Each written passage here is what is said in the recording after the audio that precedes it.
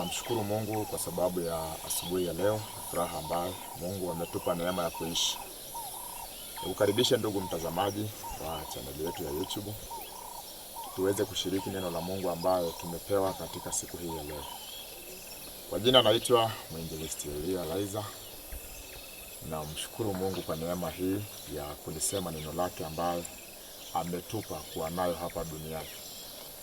Basi mimi kama mjumbe wa Mungu na balozi katika ufalme wa Mungu, ningependa nikuletee neno la Mungu ambayo itaweza kuwa kioo katika maisha yako na kukusaidia.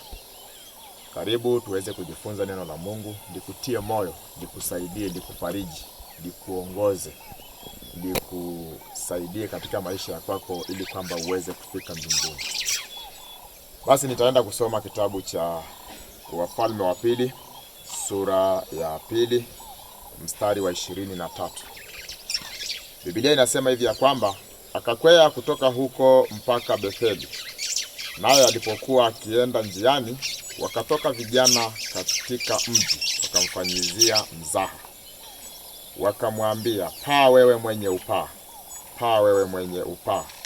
Akatazama nyuma, akawaona, akawalaani kwa jina la Bwana.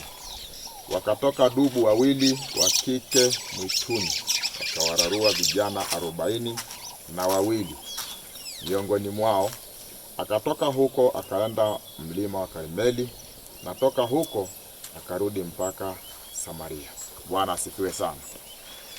Ndugu mtazamaji, tazama neno hili linavyosema ya kwamba huyu mtumishi wa Mungu Elisha alikuwa anatembea anaenda katika kuhubiri Injili. Wakatoka vijana waliomdhihaki, wakamwambia hivi, "Paa mwenye upaa."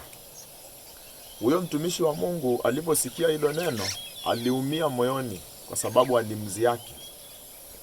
Inaonyesha ya kwamba huyu mtumishi pengine alikuwa na upara kichwani, sielewi, lakini maneno aliyomwambia yalimuumiza. Akageuka kawalaani. Na alipomaliza hicho kitendo, dubu wakatoka kwenye msitu wakawaua vijana 40. Biblia inatuonyesha hivi ya kwamba mtumishi wa Mungu ana mamlaka, ana uwezo wa kusema neno likawa.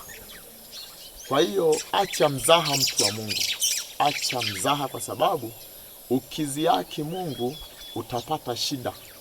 Ndio maana anasema hivi ya kwamba Mungu hadhihakiwi, apandacho mtu ndicho atakachokivuna. Kwa hiyo mtumishi wa Mungu ambao unatazama video hii, unatazama mahubiri haya, usimdhihaki Mungu. Mpe Mungu heshima ya kwake. Watumishi wa Mungu waheshimu. Achana na mambo ya mzaha ambayo hayakusaidii, kwa sababu yatakupa changamoto katika dunia. Kwa hiyo jitahidi mtumishi wa Mungu ili kwamba uweze kumpendeza Mungu katika maisha yako. Mzaha ni kitu kibaya. Waliomdhihaki yule mtumishi wa Mungu walipata shida, walikufa. Neno lina nguvu. Huyo baba Elisha hakuinua fimbo kuwapiga wale vijana, wala hakuwakimbiza, wala hakufanya tendo lolote la kufanya mwili wake uwafuate, lakini ametuma neno, yani neno limeenda likawakuta wale vijana na ikawa hatari kwao. Kwa hiyo mtumishi wa Mungu ni wa kumheshimu, maana amebebeshwa mzigo na Mungu, amebebeshwa uwezo na mamlaka na Mungu, ya kwamba wewe nenda badala yangu. Mungu amemwambia nenda badala yangu, sehemu ambayo mimi ningeenda kama Mungu, wewe mtumishi wa Mungu nenda kafanye hiyo kazi. Sasa ukimdhihaki, ina maana unamdhihaki Mungu aliye ndani yake. Kwa hiyo hao vijana walipata changamoto, wakafa kwa sababu ya ile dhihaka ambayo walimfanyia mtumishi wa Mungu. Kwa hiyo nikuambie ndugu mtazamaji, neno la Mungu ni kweli na ni amina na kweli. Vizazi hadi vizazi ilikuwepo, itaendelea kuwepo. Jitahidi kumheshimu Mungu, heshimu watumishi wa Mungu ambayo wanaleta habari njema kwako ili kwamba uweze kubadilika. Jitahidi mtumishi wa Mungu ukae katika kusudi la Mungu. Usiziaki Mungu. Achana na dhihaka, maana yatakugharimu sana na utapata changamoto katika maisha yako. Wale vijana pengine wasingekufa, lakini kwa sababu ya ziaka na kuona mtumishi wa Mungu ya kwamba si kitu, wakaanza kumnenea mambo mabaya yaliyowapata hayaelezeki. Ndio maana mpaka sasa tunazungumza ya kwamba walikufa. Kwa sababu gani? Walizihaki. Mungu akubariki mtumishi wa Mungu ambao unasikiliza mahubiri haya na kuyatazama, na pia Mungu akuonekanie ili kwamba uweze kukaa katika unyenyekevu, katika neema ya Mungu, katika nguvu za Mungu. Maana neno linasema hivi ya kwamba mtakeni Mungu na nguvu zake.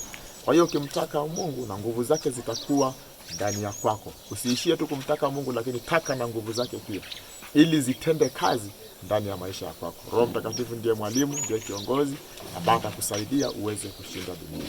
Mungu akubariki sana. Tuendelee kujitia moyo na tuendelee kulinda vinywa vyetu ili viweze kutufikisha mahali pazuri. Maana neno linasema hivi ya kwamba uweza na ulimi upo katika mauti na uzima upo katika uweza wa ulimi. Kwa hiyo ulimi wako ina uwezo wa kukupa mazuri, ina uwezo wa kukupa mabaya. Itategemea unaitumiaje ulimi.